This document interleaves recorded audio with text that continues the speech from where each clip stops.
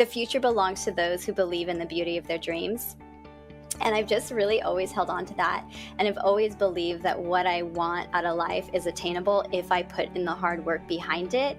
And I don't let other naysayers hold me back from that, or I don't let my own lies hold me back from that. And it does take every day a reminder of telling yourself that you can do it and that you don't have to settle for less than what you want from life. Welcome to Her Drive Podcast, a female-focused interview series with women of the world discussing their road trips to success. I'm your host, Cindy Kramblatt, a travel expert, business owner, and curious spirit with a knack for meeting fascinating women. Please join me as I hop in the passenger seat and chat with these ambitious women about what drives them, twists and turns, and those pedal-to-the-metal moments. Let's drive. Hello, everybody, and welcome back to another episode of Her Drive Podcast. And once again, happy 2019. In the spirit of a new year, some folks are moving into new careers, and there are so many alternative careers out there. And that's what really inspired me and excited me about today's guest. Her name is Steffany Kisling of SkyAngels. And Steffany's company that she created is well, I guess, Steffany, why don't I have you describe what you do, because what you're doing is really amazing, and you're doing kind of three components. So anyways, welcome to the show, Steffany Kisling. Wonderful. Thank you. Thank you for the opportunity to be on the show with you today. So yes, Sky Angels, I like to tell people that we make people's dreams come true. And people go, what do you mean by that? And really the whole kind of premise around Sky Angels is to make dreams come true for our students who are looking to transition into a career where they can travel and get paid to travel. And so we offer that through our training program, Sky Academy, which trains them to become flight attendants on private aircraft. Wow, what a job. Well, I have to tell you, I too was lured into the get paid to travel career field, but I did not know that corporate flight attendant positions were even a thing. But what I learned was about being a travel director, which is essentially being a tour guide on a motor coach that moves around the world, well, around the country or wherever it is that you're positioned. But Sky Angel sounds a bit more glamorous than what I've been doing. Yeah, your job was definitely harder than ours. I have a friend who does the same thing, and yeah, I commend you. Most definitely. Thank you. I think we each person who works within a space that's servicing other humans is extremely challenging. But the reward sounds quite amazing. So before we really dive into this magical dream giving training company that you've created, would you mind sharing kind of your story and like where you come from and how you've kind of grown to where you are today?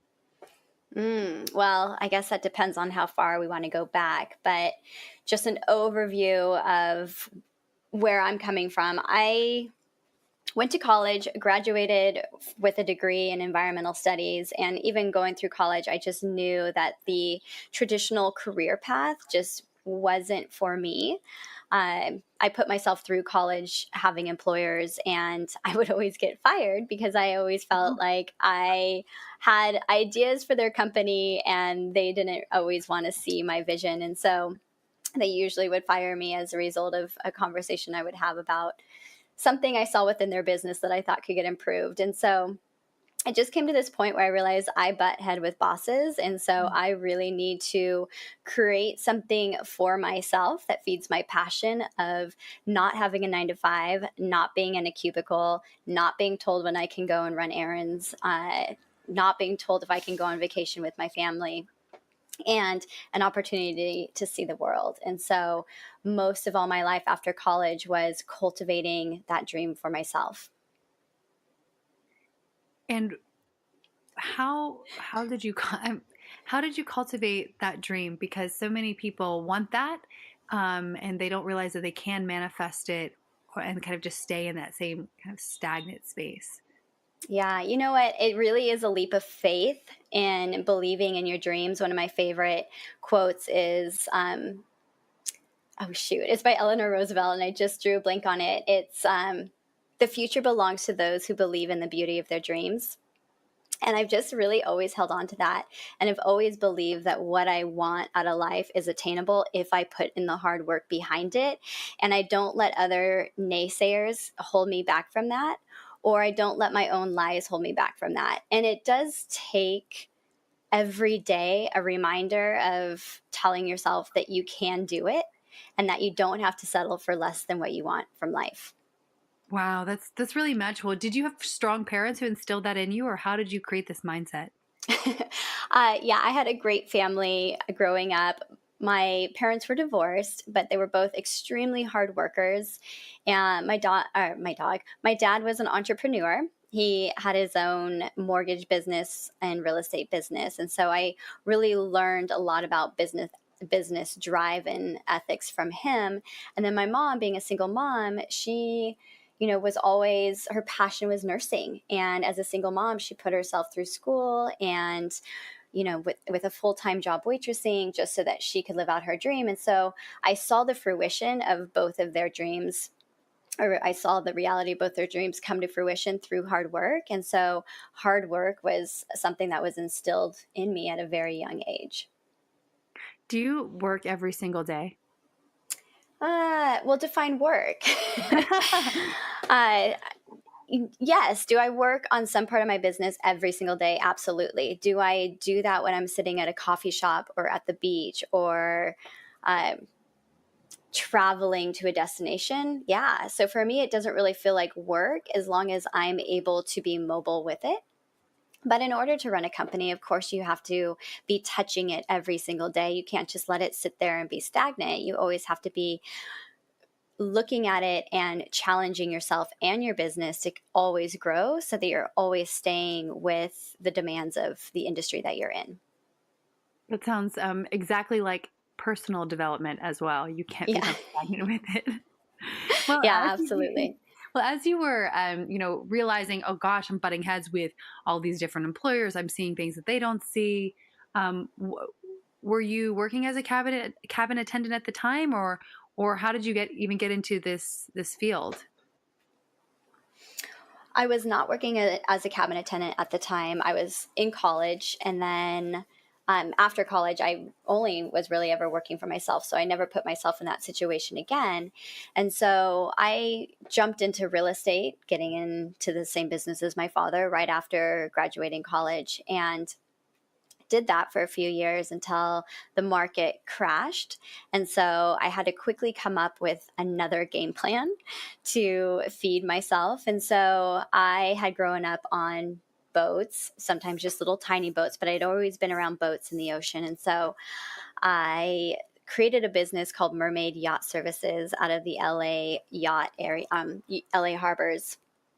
And I had this big vision for it, and it really came down to, I was basically a house cleaner on yachts, and I was just busting my butt and not really making any money. And so during that time of just struggling and working so hard for very little money, I met this guy who flew on private jets. And so in one of our discussions, I was sharing with him about my business, and he's like, "Oh, Stefany, you're never going to make money in the yachting industry. You should consider the private aviation industry." And I was like, this dude's crazy. Like, I'd have two clients, right? Like Bill Gates and Warren Buffett.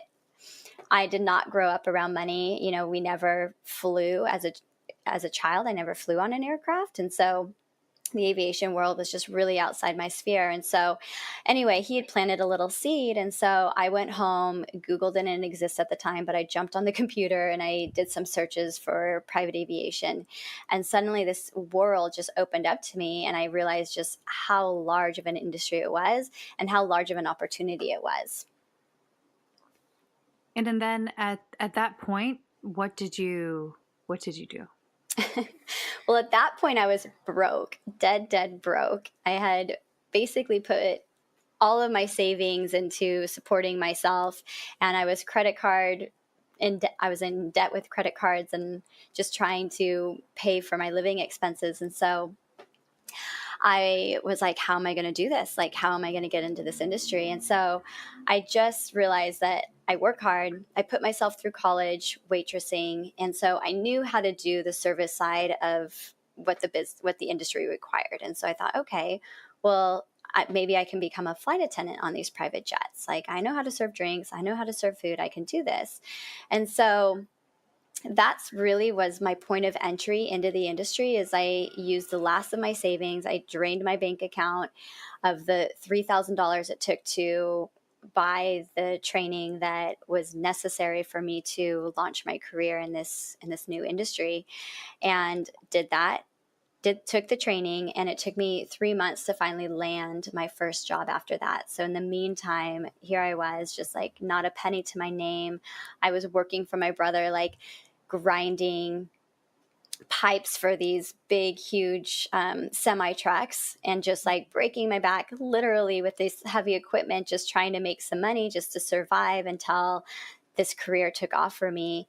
And in that interim of working for my brother, I'd wake up every morning and I would just send out resume after resume after resume.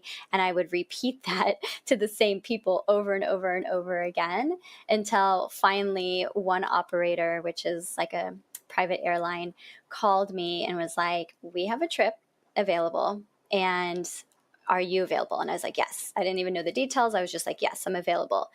And he's like, great, I'm going to give you this shot, but if it doesn't work out, I never want to see your resume come across my desk again. And I was like, deal. And it was in that moment that I launched this career in this industry that I wanted to start a company in. Wow. Well, first of all, I think there's more people out there than we know. I think people, maybe they suffer in silence, but who also are going through that struggle financially, or just they want to pivot so desperately, but they're trying and trying and trying. If you could go back and tell yourself during that period some words of wisdom, would you say anything at all? You cut out a little bit.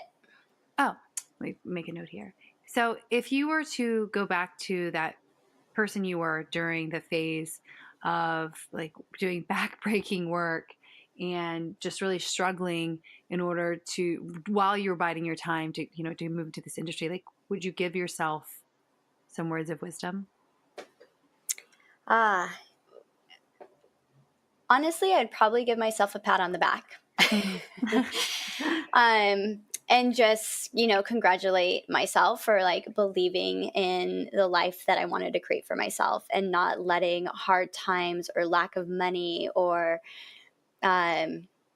fear of jumping into an industry that you know nothing about hold you back, and just still believing in that, I guess, believing in yourself that you can do it. And I think that that's where a lot of people do struggle, is not necessarily the fear of doing something new, but the fear of whether or not they have the strength to do it.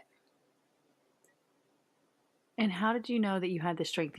There was just no option, I'm guessing. There was no option. Yeah, I was just scrappy as heck. My dad would always joke that I needed to write a book on how to survive on $1 a day because I would just be so scrappy in my life. He's like, I don't know how you do it. And I'm like, you just do it. You have your high, medium, and low budgets, and you just live your life within those budgets and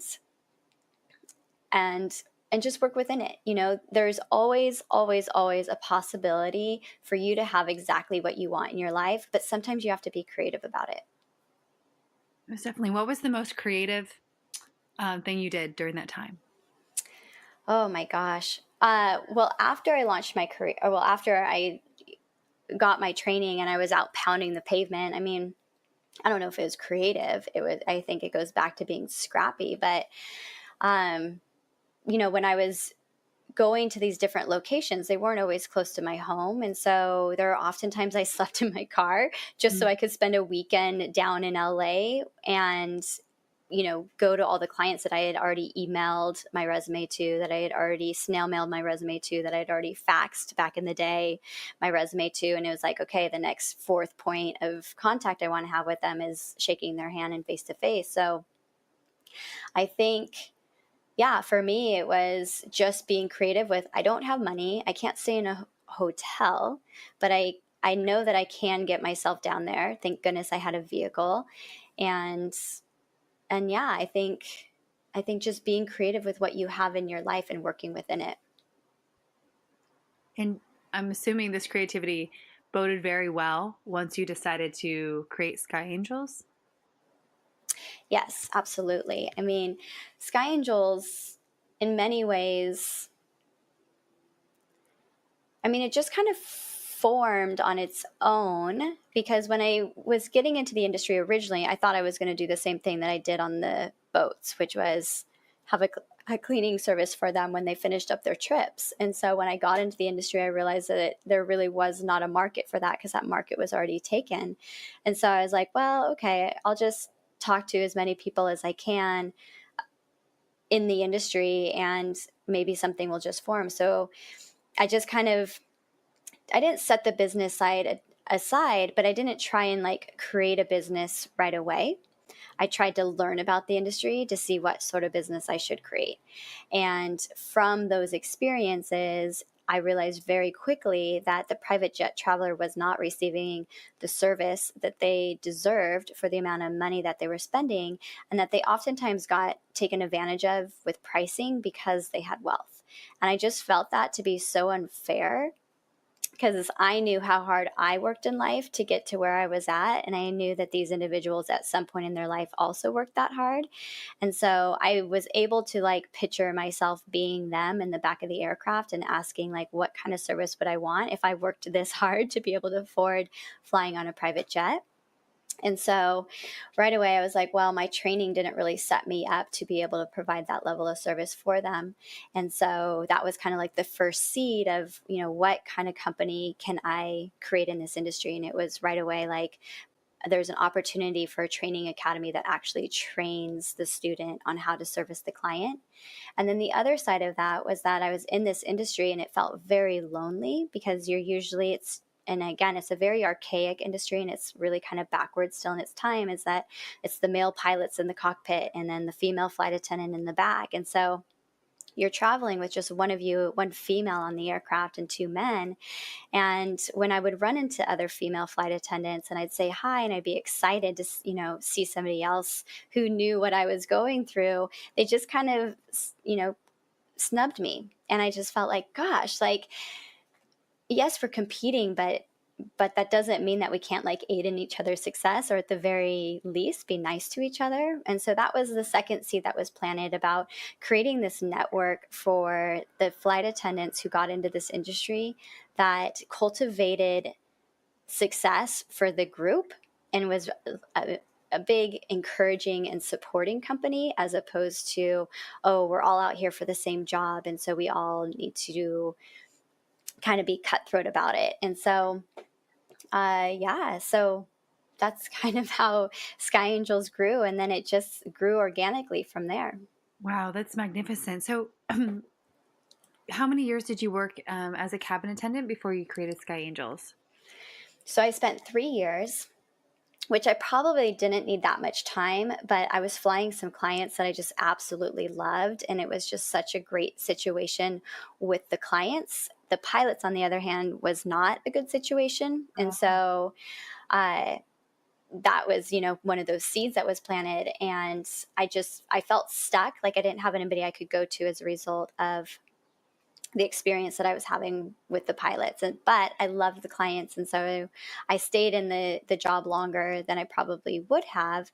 And then at one point, just the dynamic between myself and the pilots just blew up, and I was no longer flying on that account. And so it was just kind of like a coming to Jesus moment, where it's like, all right, Stefany, like, you became a flight attendant in private aviation for one reason, and that was to start a company. So do it. Kind of get off your butt. Don't get caught in this comfort zone of like, I'm making great money, I'm traveling the world, like, but at the same time, I'm still beholden to a flight. And I still felt sort of kind of trapped in that, where I was only making money if I was actually flying. And so I wanted to get out of that trap for myself. And so otherwise, it would have been very easy for me to stay in the career just as a flight attendant and live this really wonderful life, but it still wasn't my dream. It wasn't the completion of my dream. Wow, that's an amazing realization. So at that moment, did you continue to work with any other account, or you just immediately started to build Sky Angels and make that your baby and your business?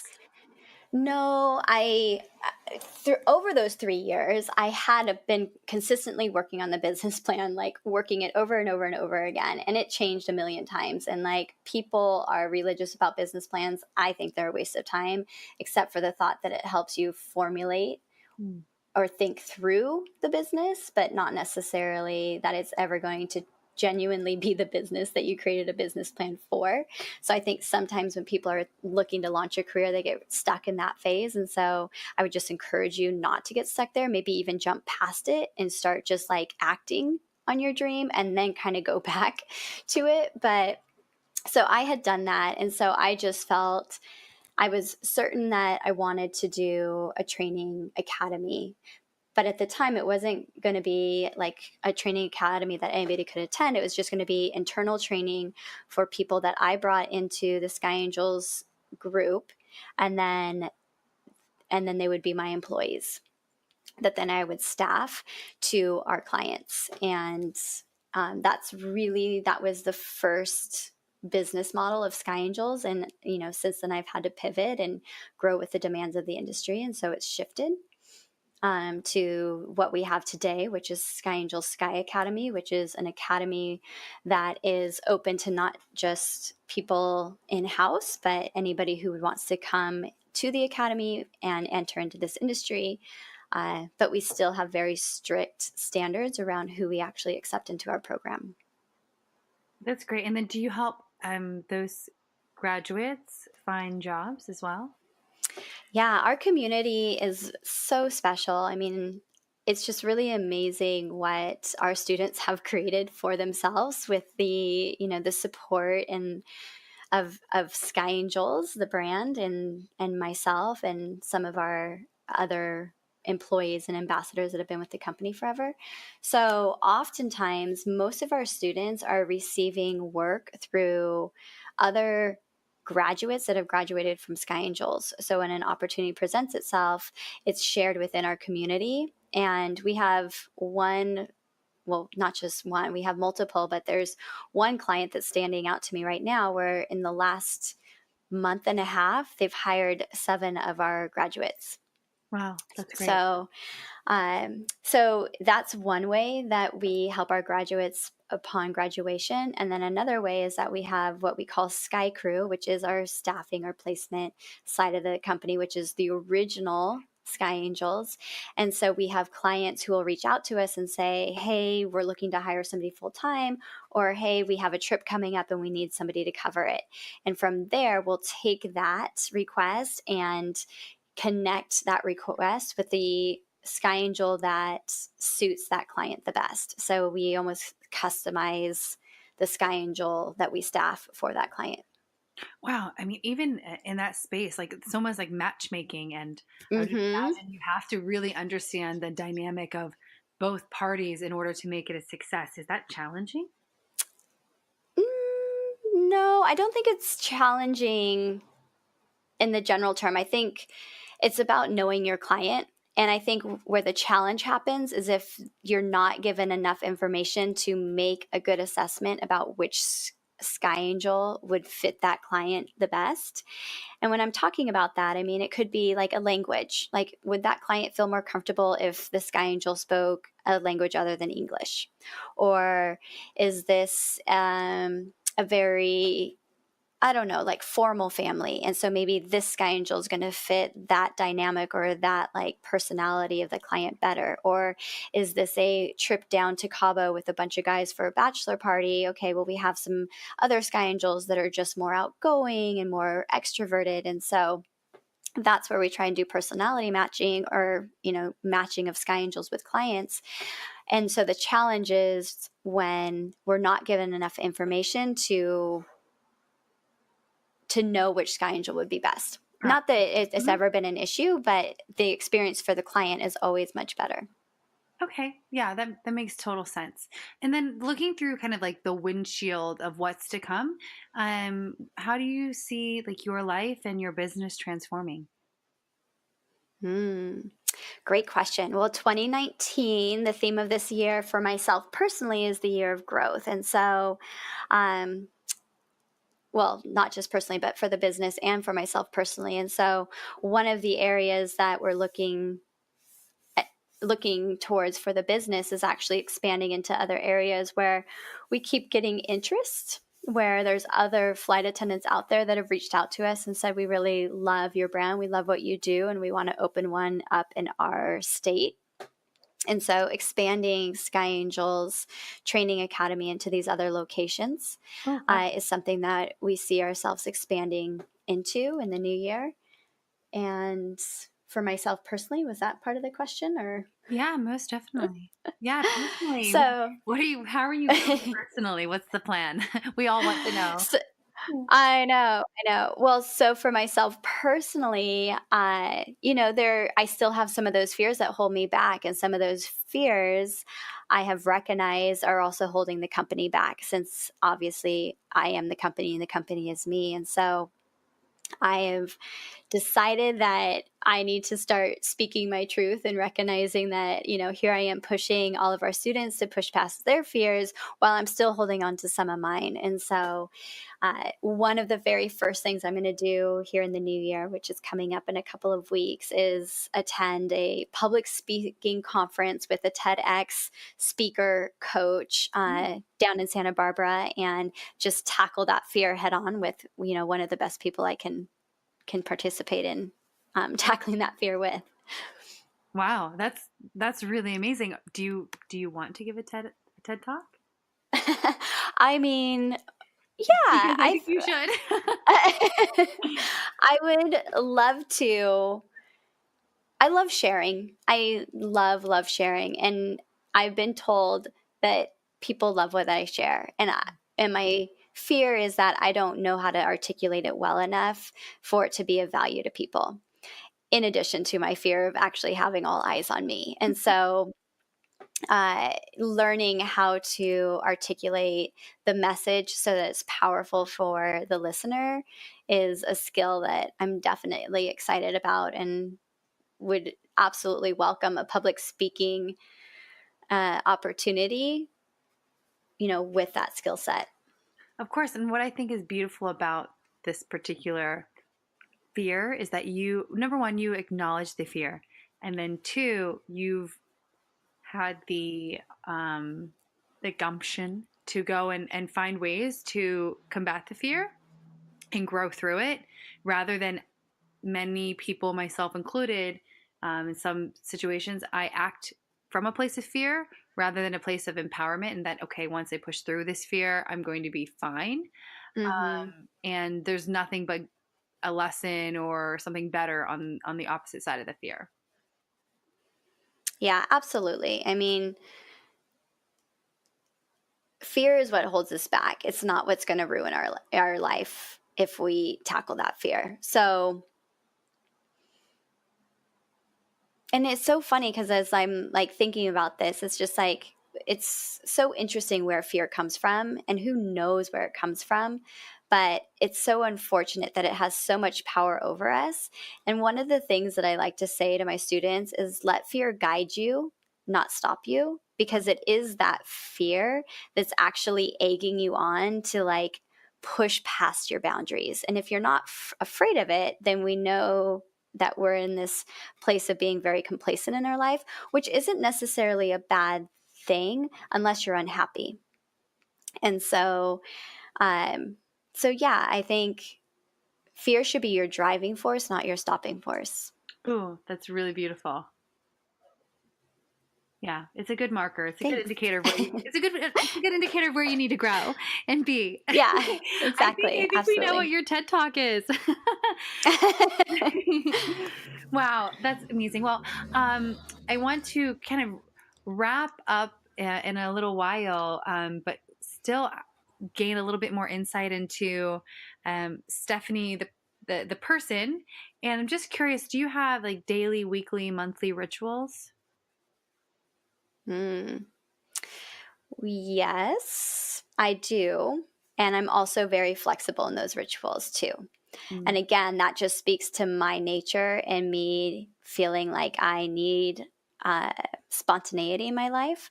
So I'm careful with rituals, but definitely I think the most important thing that we can give ourselves is an hour of our day to ourselves to just calm our mind and either go and work out or go for a run or write or meditate or just sit and be still, because some of my best thoughts and ideas for my business have come in that moment of just stillness. And so I'm pretty religious about that ritual and giving myself that hour, to the point that, for instance, we didn't start this call until 11 because prior to that, it's kind of Steffany time and I'm doing stuff for me. And then, I mean, obviously the other stuff, there's the business stuff. So you're always going to have just a slew of emails or text messages or phone calls that you need to get to. And I think it's so easy for us to chop up our day when we're constantly responding to them in the now, instead of actually just creating a space in your day where you get back to all of those correspondences and allow yourself to have more than a half an hour, more than even an hour, and give yourself like a window of 3 or 4 hours where you really just sit down and you focus on one task. I think we always have so much stuff thrown at us all day long, and there's always a million things you're going to do, and your to-do list and your inbox is always going to be full. And so just allowing yourself to focus on one thing and just kind of let the other things go in that space of time, I think has, for me, just brought me so much peace and not feeling like my life is controlling me, but I'm finally controlling it. That's really powerful. The moment that I started like deciding, okay, this, like, when possible, my ideal day is structured in X fashion, like my morning rituals. In the morning, when I start my work day, I focus on like my money makers, and then I focus on correspondence, and then I take a break and do something that's more of a legacy work, and then I come back to my money makers, and I just chunk things in that manner. And at first, it was very difficult because I was used to just responding to everybody and everything at once, and was feeling a little bit more anxious and less present. And the moment that, like you said, just focusing on one task at a time started to become a part of my practice, the anxiety went away or almost is gone. It depends on the day, but just there's so much more clarity. And I'm trying to take that into my personal life as well and really be present with the people I'm around, or if I'm wanting to have some me time just to sit and to read a book, like putting my phone on airplane mode, because like I want to respond to all the people that I love and the people that are reaching out, but if I'm giving them my love and my focus all the time, I'm not giving myself what I need. Yeah. Right. And 101 of like self-care is giving yourself that time in order for you to be available for everybody else in your life. Totally. So I'm curious, do you have a guilty pleasure? A guilty pleasure? What kind of guilty pleasure? I mean, I feel like well, if let me put it this way, like if you are having kind of a down day, or you have, like, I call it the itty bitty shitty committee that sits on my shoulder and like says these things, if you need to like lift your spirits or, just recenter yourself, is there I don't know if guilty pleasure is the right word, but is there something that you do that typically works to shake that feeling? Yeah, absolutely. In fact, I did it this morning before our call. I just put on my running shoes and I go to a trail and I just run. And I don't have any music or any sound. I wear my earbuds because I just think I don't want anybody even talking to me on my run. And I just go for it. And again, that just like centers me so much. And some of my best like ideas come in that moment of just letting go. And so I really just kind of like pushing my body past these boundaries when I'm running. So that's kind of my guilty pleasure. And then if we're talking about food, I mean, great goodness. I mean, I love ice cream. So if I'm having one of those days, then I will definitely, go to the store and buy myself a pint of ice cream and kind of nibble into it and allow myself to give that to myself. So I think it's so rare for for us as humans to allow ourselves to give ourselves the small pleasures that make us happy. We're always trying to be on a diet, or we're always trying to be XYZ, and sometimes you just need to let that go. That's beautiful, and I'm going to store that one for for myself for later. Um, Good. well, yeah, yeah, I definitely needed to hear that one. And then I just a few more things that I'm super curious about. Where has been your favorite destination that you've traveled to, and why did that impact you? Hmm. So this was not a work trip. This was a travel trip. And this was in one of those moments. And I think anybody who is running a company or launching a company, you have these moments of self-doubt of like, what am I doing this all for? And so about 2 years ago, I became really disconnected from the whole reason why I was doing it. Because like we were just talking about, I felt so overwhelmed. I felt like I wasn't accomplishing anything. I felt like I was so far away from the dreams that I had had for myself and the company. And I was ready just to like cut the ties and go, done, right? It's just like one of those things where you just have so much coming at you and you're working so hard to keep it alive. And so one thing that I had always wanted as a child, or was interested in as a child, was going to the Congo.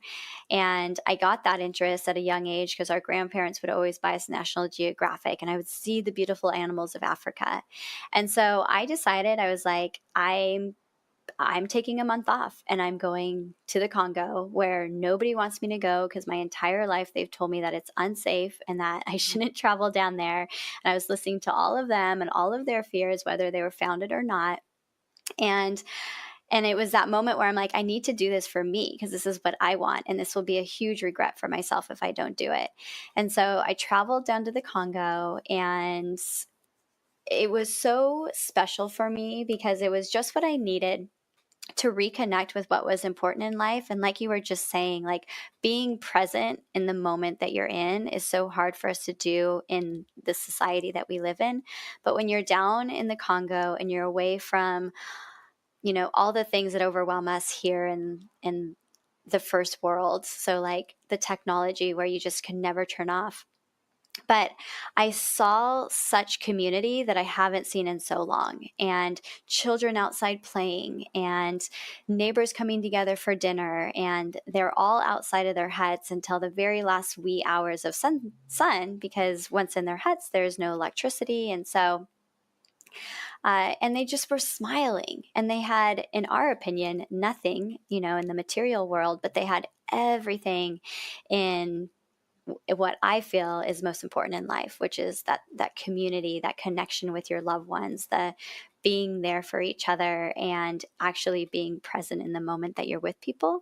And so it was just a really good reminder for me that I haven't been enough of that for the people that I love back home. And so I was able to bring that back with me and really hold on to that and really like challenge myself when I'm feeling overwhelmed, and kind of rechecking in with like my 3 top priorities. And if, things that came my way didn't match those 3 priorities that I had for myself in my life, that it had to be a no answer. Ooh. And, um, and so when I do like pleasure travel, I always go to developing countries because it is always such a powerful reminder to me of the simple things in life that are that brings so much richness to your world. And we forget about that because we're so power hungry or like money hungry here in these first world countries, that we've totally disconnected ourselves from what life is truly about. Wow, that's really magical. I just came back from Nicaragua, and I was Mm, having those same feelings and thoughts when I was there, and obviously many feelings of gratitude and for having a loving family and great friends. But it was a reminder to connect with them more and listen to them and be with them, and be grateful for them. yeah, absolutely. Wow, beautiful. Well, thank you for sharing that. And just one more question. Um, and this is my favorite one that I ask all the guests. And the question is, what are you celebrating or, I say tooting your horn about? Oh gosh. So I think that's actually a hard question, because I think as a business owner, it's hard for you to pat yourself on the back. But I think what I'm most celebrating is that what I'm seeing in the company is my dream finally coming to fruition. And it's been a long, long journey. The company has been going for 8.5 years, and there's been so many up and downs. And so what I'm celebrating now is this realization that the dreams that I had for my company have truly started coming true and coming to fruition in the last couple of years.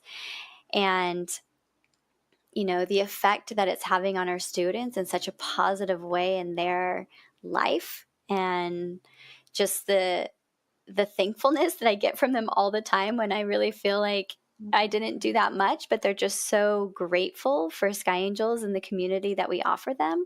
And so I'm totally celebrating the fact that the businesses has come to fruition, and that the students that graduate from our training academy are the ones that are cultivating that and growing that and making it so powerful and such like a support and encouraging network for everybody that they're with. I mean, there's no competition. And yeah, I'm celebrating that. I'm celebrating that there are just people out there that, also find pleasure in the success of others and helping them be successful. Wow, that is so beautiful. Well, Steffany Kisling of SkyAngels, it has been such an honor to learn more about this amazing business that you've created and to hear about your story. I wish you so many amazing blessings. And for everybody listening, I'm going to link to Steffany and SkyAngels in the show notes. So please have a look for them. Steffany, thank you very much. Yeah, my pleasure. Thank you.